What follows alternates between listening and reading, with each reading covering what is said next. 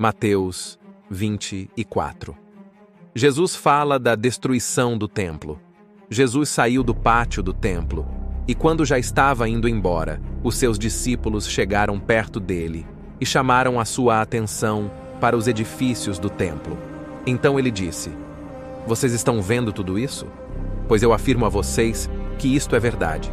Aqui não ficará uma pedra em cima da outra. Tudo será destruído. Sofrimento e perseguições." Jesus estava sentado no Monte das Oliveiras. Então, os discípulos chegaram perto dele e lhe perguntaram em particular: "Conte para nós quando é que isso vai acontecer. Que sinal haverá para mostrar que chegou o tempo de o Senhor voltar e de tudo acabar?"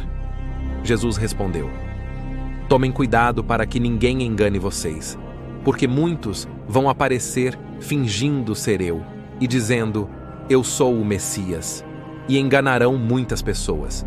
Não tenham medo quando ouvirem o barulho de batalhas ou notícias de guerras. Tudo isso vai acontecer, mas ainda não será o fim. Uma nação vai guerrear contra outra, e um país atacará outro. Em vários lugares haverá falta de alimentos e tremores de terra. Essas coisas serão como as primeiras dores de parto. Depois, vocês serão presos e entregues para serem maltratados, e vocês serão mortos. Todos os odiarão por serem meus seguidores. Nessa época, muitos vão abandonar a sua fé e vão trair e odiar uns aos outros. Então muitos falsos profetas aparecerão e enganarão muita gente. A maldade vai se espalhar tanto que o amor de muitos esfriará, mas quem ficar firme até o fim será salvo. E a boa notícia sobre o reino será anunciada no mundo inteiro como testemunho para toda a humanidade.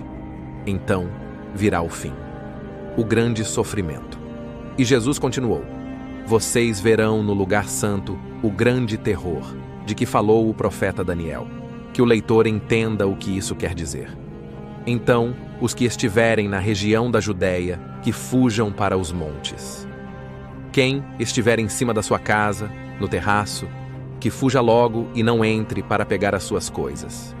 E quem estiver no campo, que não volte para casa a fim de buscar as suas roupas. Ai das mulheres grávidas e das mães com criancinhas naqueles dias. Orem a Deus para que vocês não tenham de fugir no inverno ou no sábado. Porque naqueles dias haverá um sofrimento tão grande como nunca houve desde que Deus criou o mundo. E nunca mais acontecerá uma coisa igual. Porém, Deus diminuiu esse tempo de sofrimento. Se não fosse assim, ninguém seria salvo. Mas por causa do povo que Deus escolheu para salvar, esse tempo será diminuído. Portanto, se alguém disser para vocês: 'Vejam, o Messias está aqui', ou 'O Messias está ali', não acreditem. Porque aparecerão falsos profetas e falsos messias, que farão milagres e maravilhas para enganar, se possível, até o povo escolhido de Deus. Prestem atenção. Eu estou lhes dizendo tudo isso antes que aconteça. E se disserem: 'Vejam, ele está no deserto', não vão lá. Ou ainda: 'Vejam, ele está escondido aqui', não acreditem. Porque assim como o relâmpago risca o céu, do nascente até o poente, assim será a vinda do Filho do Homem. Onde estiver o corpo de um morto, aí se ajuntarão os urubus. A vinda do Filho do Homem." Jesus disse: "Depois daqueles dias de sofrimento, o sol ficará escuro e a lua não brilhará mais. As estrelas cairão do céu e os poderes do espaço serão abalados. Então, o sinal do Filho do Homem aparecerá no céu. Todos os povos da terra chorarão e verão o Filho do Homem descendo nas nuvens, com poder e grande glória. A grande trombeta tocará, e ele mandará os seus anjos para os 4 cantos da terra. E os anjos reunirão os escolhidos de Deus de um lado do mundo até o outro." Jesus disse ainda: "Aprendam a lição que a figueira ensina. Quando os seus ramos ficam verdes e as folhas começam a brotar, vocês sabem que está chegando o verão. Assim também, quando virem acontecer essas coisas, fiquem sabendo que o tempo está perto, pronto para começar. Eu afirmo a vocês que isto é verdade. Essas coisas vão acontecer antes de morrerem todos os que agora estão vivos. O céu e a terra desaparecerão, mas as minhas palavras ficarão para sempre. Jesus continuou dizendo: Mas ninguém sabe nem o dia, nem a hora em que tudo isso vai acontecer, nem os anjos do céu, nem o Filho, mas somente o Pai. A vinda do Filho do Homem será como aquilo que aconteceu no tempo de Noé. Pois, antes do dilúvio, o povo comia e bebia, e os homens e as mulheres casavam, até o dia em que Noé entrou na barca. Porém, não sabiam o que estava acontecendo, até que veio o dilúvio e levou todos. Assim também será a vinda do Filho do Homem. Naquele dia, 2 homens estarão trabalhando na fazenda. Um será levado e o outro deixado. 2 mulheres estarão no moinho moendo trigo. Uma será levada e a outra deixada. Fiquem vigiando, pois vocês não sabem em que dia vai chegar o seu Senhor. Lembrem disto: se o dono da casa soubesse quando ia chegar o ladrão, ficaria vigiando e não deixaria que a sua casa fosse arrombada. Por isso, vocês também fiquem vigiando, pois o Filho do Homem chegará na hora em que vocês não estiverem esperando. O empregado fiel e o empregado infiel. Jesus disse ainda: Sabemos que é o empregado fiel e inteligente que o patrão encarrega de tomar conta dos outros empregados, para dar a eles os mantimentos no tempo certo. Feliz aquele empregado que estiver fazendo isso quando o patrão chegar. Eu afirmo a vocês que isto é verdade. O patrão vai colocá-lo como encarregado de toda a sua propriedade. Mas, se o empregado for mau, pensará assim: o meu patrão está demorando muito para voltar. Então, começará a bater nos seus companheiros, e a comer e a beber com os bêbados. E o patrão voltará no dia em que o empregado menos espera e na hora que ele não sabe. Aí, o patrão mandará cortar o empregado em pedaços e o condenará a ir para o lugar aonde os hipócritas vão. Ali, ele vai chorar e ranger os dentes de desespero. Mateus 24 é um dos capítulos mais profundos e significativos do Evangelho, em que Jesus, no Monte das Oliveiras, profere um discurso profético sobre os últimos tempos e seu retorno glorioso. Também conhecido como o Discurso do Monte das Oliveiras, este capítulo começa quando os discípulos expressam admiração pelo Templo de Jerusalém. Jesus responde de forma surpreendente, afirmando que o templo seria completamente destruído, o que leva os discípulos a perguntar quando isso aconteceria e quais seriam os sinais de seu retorno e do fim dos tempos. Jesus inicia seu discurso alertando os discípulos para que não sejam enganados, pois muitos viriam em seu nome, afirmando ser o Messias e enganando a muitos. Ele descreve um período de grandes tribulações, com guerras, rumores de guerras, fome, pestes e terremotos em vários lugares. Ele esclarece que esses acontecimentos seriam apenas o princípio das dores, o início de um período ainda mais sombrio. A humanidade passaria por tempos de sofrimento extremo, mas Jesus instrui os crentes a não entrarem em pânico, pois esses eventos devem ocorrer, mas o fim ainda não terá chegado. A perseguição dos seguidores de Jesus é outra marca desse tempo. Os cristãos seriam odiados por todas as nações, entregues às autoridades e até mesmo traídos por amigos e familiares. O amor de muitos esfriaria devido à crescente maldade e a apostasia se tornaria comum. Apesar disso, Jesus promete que aquele que perseverar até o fim será salvo. Um aspecto crucial dessa fase é que o Evangelho do Reino será pregado em todo o mundo, como testemunho para todas as nações. Somente então virá o fim. A pregação do Evangelho, portanto, é uma condição essencial para o término da história humana como a conhecemos. Jesus também menciona um evento misterioso e assustador chamado Abominação da Desolação, referido pelo profeta Daniel. Quando esse evento ocorrer, aqueles que estiverem na Judéia devem fugir imediatamente para as montanhas, sem sequer voltar para buscar pertences. A tribulação será tão severa que, se não fosse abreviada por Deus, ninguém sobreviveria. Ele faz uma advertência específica para que os cristãos da época estejam prontos para fugir quando virem esses sinais, pois a destruição será rápida e devastadora. Além disso, Jesus alerta sobre falsos profetas e falsos cristos, que surgirão realizando grandes sinais e prodígios com o objetivo de enganar, se possível, até os escolhidos de Deus. Ele instrui os discípulos a não irem atrás desses rumores, pois o retorno de Jesus será inconfundível e visível para todos, comparável ao brilho de um relâmpago que cruza o céu de um lado ao outro. Seu retorno não será secreto ou isolado, mas um evento de proporção universal.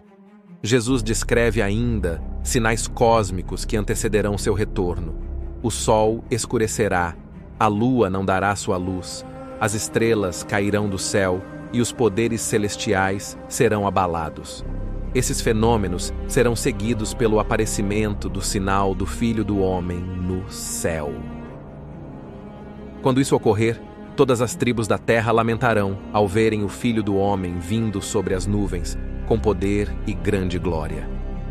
Nesse momento, ele enviará seus anjos com o forte som de uma trombeta para reunir os eleitos dos 4 ventos, de um extremo ao outro do céu. Esse é o ápice da esperança cristã, a manifestação gloriosa e visível do Cristo ressuscitado. Jesus usa a figueira como uma parábola para ensinar sobre a proximidade desses eventos. Assim como as folhas da figueira indicam a chegada do verão, os discípulos também poderão reconhecer que o fim está próximo quando todos esses sinais começarem a acontecer. Jesus afirma que esta geração não passará até que todas essas coisas aconteçam, uma declaração que tem sido objeto de muitas interpretações ao longo da história. No entanto, ele também assegura que céu e terra passarão, mas suas palavras jamais passarão. Isso destaca a certeza absoluta de suas profecias, em contraste com a transitoriedade de todas as coisas terrenas. Uma das partes mais impactantes deste discurso é a afirmação de que ninguém sabe o dia ou a hora do retorno de Jesus, nem os anjos, nem mesmo o próprio Filho, mas apenas o Pai.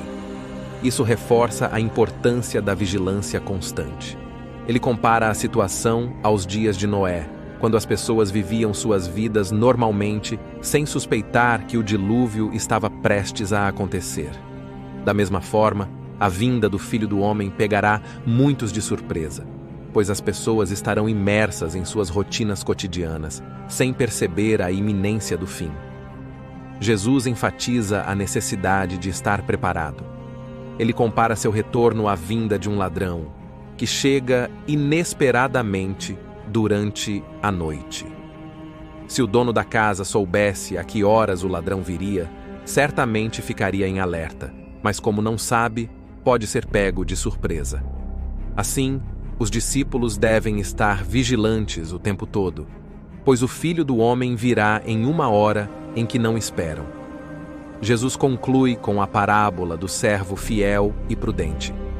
Esse servo foi designado para cuidar da casa de seu senhor, enquanto ele estava ausente. Se o servo for fiel e prudente, administrando bem os bens do seu senhor, será recompensado quando ele voltar inesperadamente. Mas, se o servo for mau e pensar que o senhor está demorando, começando a espancar seus companheiros e viver de forma irresponsável, o senhor o surpreenderá e o punirá severamente, condenando-o ao destino reservado aos hipócritas. Isso é um forte alerta para que todos os crentes vivam em constante prontidão e fidelidade, pois o retorno de Cristo será repentino e definitivo. Mateus 24. Portanto, é um capítulo crucial que trata do fim dos tempos, da perseverança na fé e da necessidade de vigilância e prontidão. Jesus fornece uma visão abrangente dos sinais que precederão seu retorno, as provações que os cristãos enfrentarão e a promessa gloriosa de seu retorno triunfante. Ele também nos lembra de que, apesar de não sabermos o momento exato, Devemos viver com santidade e comprometimento, sempre prontos para encontrar o Senhor face a face. Além de ser um discurso profético, oferece uma série de lições valiosas sobre a vida cristã e a importância da vigilância e da fé em tempos de incerteza. Jesus, ao falar sobre os sinais dos últimos tempos, nos convida a refletir sobre a natureza efêmera da vida e a necessidade de permanecermos firmes em nossa fé, mesmo diante de tribulações e perseguições. Um aspecto crucial deste capítulo é a ênfase na importância da comunidade. Jesus menciona que os crentes seriam traídos por amigos e familiares, ressaltando que os laços de lealdade e amor seriam testados. Isso enfatiza a necessidade de a comunidade cristã permanecer unida, encorajando-se mutuamente na fé, especialmente durante tempos difíceis. A solidão e o desânimo podem facilmente se instalar em meio à perseguição, mas a união e o suporte mútuo podem fortalecer a perseverança. Jesus também fala sobre a esperança e a redenção que vem com seu retorno. Os sinais cósmicos e a manifestação gloriosa de Cristo são promessas de que, apesar das dificuldades, há um futuro glorioso para aqueles que creem. Essa esperança é um poderoso motivador para a vida cristã, levando os crentes a viverem com propósito, sabedoria e diligência. Em meio ao sofrimento, a certeza de que Jesus voltará e estabelecerá seu reino nos encoraja a não perder a fé. Outra lição importante é a necessidade de preparação contínua. Jesus usa a analogia do ladrão para ilustrar que a prontidão é vital. A vida cristã não deve ser passiva. Em vez disso, deve ser uma jornada ativa de fé e discipulado. Isso envolve estudar as Escrituras, buscar um relacionamento mais profundo com Deus e ser um agente de transformação no mundo. A vida cristã exige uma vigilância que se manifesta em ações práticas, como a prática da justiça, o amor ao próximo e o compartilhamento do Evangelho. O chamado à responsabilidade pessoal também é uma mensagem central neste capítulo.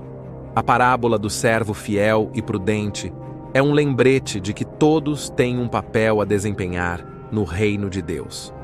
Cada crente é chamado a ser um bom administrador dos recursos, do tempo e das oportunidades que Deus coloca em suas vidas. Isso não se refere apenas a bens materiais, mas também ao uso dos dons espirituais e da influência que temos sobre os outros. O que fazemos enquanto aguardamos o retorno de Cristo tem um impacto eterno. A ideia de que ninguém sabe o dia ou a hora é um convite à humildade. Em um mundo cheio de previsões e especulações, Jesus nos ensina que devemos confiar na soberania de Deus. A incerteza sobre o tempo de sua vinda nos liberta da ansiedade e nos encoraja a viver de forma responsável e fiel, sem perder de vista a missão que nos foi confiada. Em resumo, Mateus 24 é um capítulo rico em ensinamentos e profecias. Ele nos chama a uma vida de vigilância, fé e responsabilidade enquanto aguardamos o retorno de nosso Senhor. A certeza de que Jesus voltará deve nos motivar a viver com esperança e compromisso, sabendo que, independentemente das dificuldades que enfrentamos, somos parte de um plano maior que culminará na restauração e na glória. A mensagem deste capítulo continua a ressoar na vida da igreja hoje, lembrando-nos de que, enquanto esperamos, somos chamados a agir, a amar e a testemunhar a verdade do Evangelho em um mundo que anseia por esperança e salvação. Até o próximo vídeo.